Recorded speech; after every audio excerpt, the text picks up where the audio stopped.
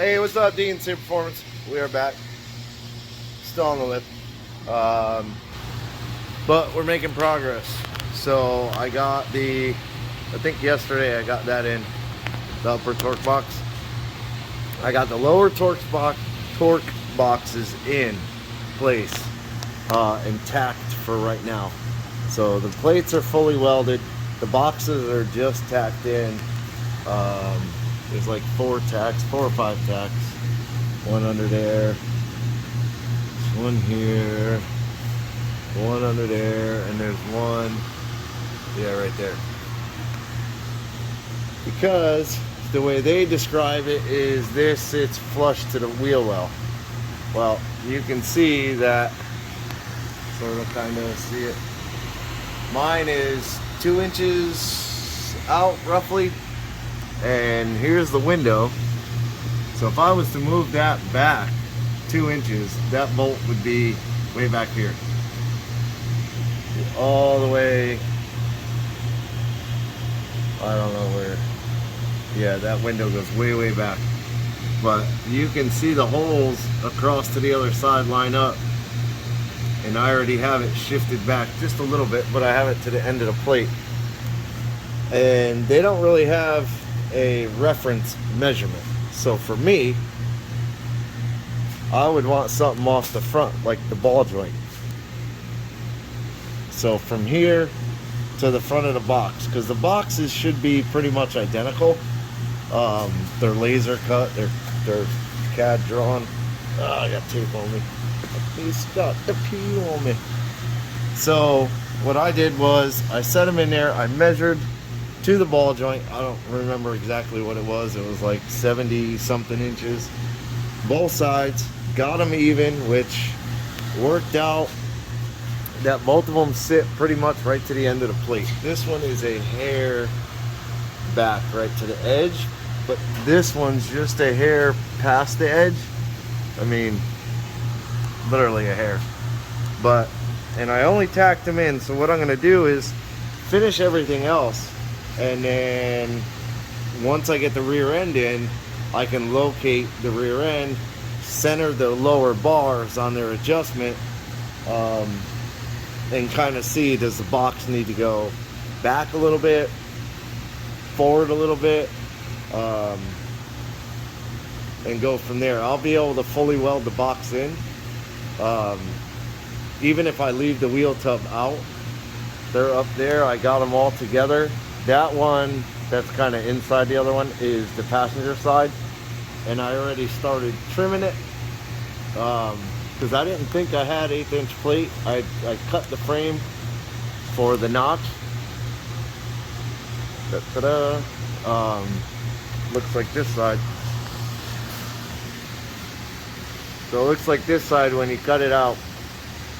And I didn't think I had plate, but I literally have a piece. This was the other half of that one, and it had this huge hole in it. So I didn't think I had enough, but I do. This piece will be perfect for the other side. So I got that all welded in on this side. So I welded the front together, kind of like a butt joint, but you can see it's inset from the frame just a hair. And then the whole bottom. And I do it pretty slow, kind of in sections. Like I'll weld this little bit, then I'll come down here and weld a little bit, and then I'll kind of go in the middle, weld a little bit. That's why there's a bunch of start and stops. And the back is welded inside. And then I got a finish trimming the frame. You can kind of see it takes a little bit of an angle because I used a square and the frame is not straight, so no big deal. But it's kind of in line with the tub. So the way I have the tub is it sits on top of the torque box, comes over and notches up and goes over this. But I don't do it the way they want you to do it. The tubs are only 11 inches wide. So you know what? I'll put that one in and then I'll show you. All right. I think I got it the right way. So that's the wheel tub in there. Now You can see I have 2 clamps holding it to the frame rail. Here's the issue. The tub is only 11 inches wide. So when you cut it, the inner well at the seam, it leaves a gap all the way, except in the back. The back is actually like a little bit longer, wider, I should say. It used to come out to like here. So I don't like the 2 tub kits I saw. This panel sits out to make up this gap. So imagine if I pull this out to mate up with the wheel well, this panel will sit way out here and you'll have this big gap between the frame. I don't like that. It's just well, first of all, you lose space, so what's the point of doing a mini tub kit, cutting the frame rail, if you're gonna pull the thing out? I don't know if they do something different, but this is the way I do it. I'll end up actually, once I get done trimming and get it to fit in there where the tub is square, you know, across, because right now it's kind of, it's like ovaled up because this piece is not rolled.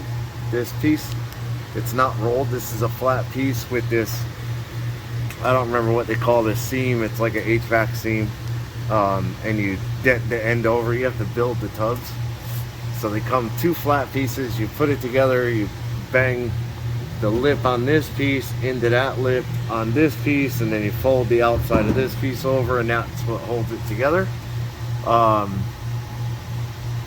So I just don't know if they meant for you to leave this edge in. To me, it's kind of dumb. Why not just add the extra 2 inches of steel? But who am I? So what I'll actually do, or what I did on the last one, is I extend this over. So I'll cut a strip and I'll weld it in, and then I'll actually take this and I will cut it all the way to the shape of the top of the frame, so it actually sits almost, there's my hand, it'll sit almost on top of the frame. It'll expose the whole side of the frame. I mean, I could leave it like this. It's a little bit cleaner. You don't see the weld for this. But I mean, one way or the other, I'll get it in there. I may leave the lip on it so I can weld along the bottom, weld on the inside. I just haven't decided yet. I just been little by little trimming. You can see I trimmed a bunch in the back to kind of make it come up, because the floor on this car, you can see it right here, how it comes across and then it dents down. So you can already see there's a gap here, but it's not fully fitted. It's got to go back a bunch, and then it's got to come down some. So at the end, this will be cut up a little bit more, and then once this panel touches the floor all the way, then I'll trim it out. I'll tack it in and I'll trim that panel back out. But yeah, that's what I got. Those tubs are a little bit tricky to get together. There's the seam. This is the edge.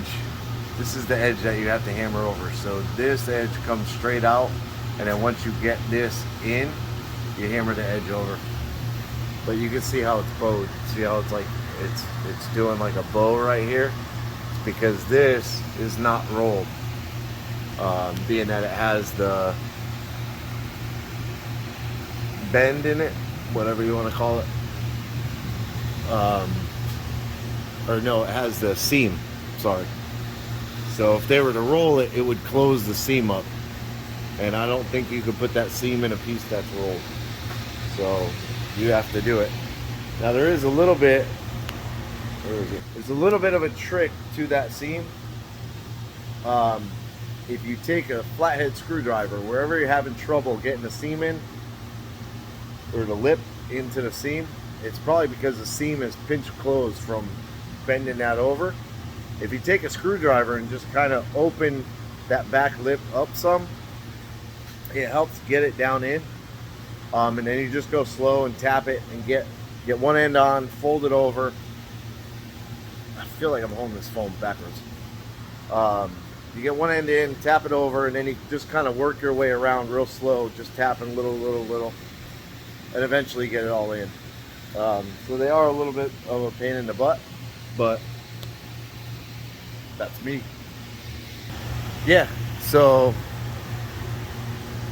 for now, that's about it. I just ran out of welding gas, the mix, as I was like welding in the top of that plate up there. So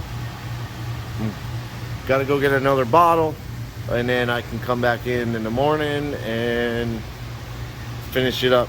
I kind of like it with, yeah, I may end up leaving that to the bottom of the frame, and then I'll get everything all cleaned up. I'll get it in, get it welded. I think, yeah, said something before about the torque box. Yeah, the torque box is not sure, but also because I cut out, oh boy, too short for this. All the tools are on it. Because I cut so much of it out, you can see the top of the torque box is there, so I have to make a little plate to go over that. It's not a big deal.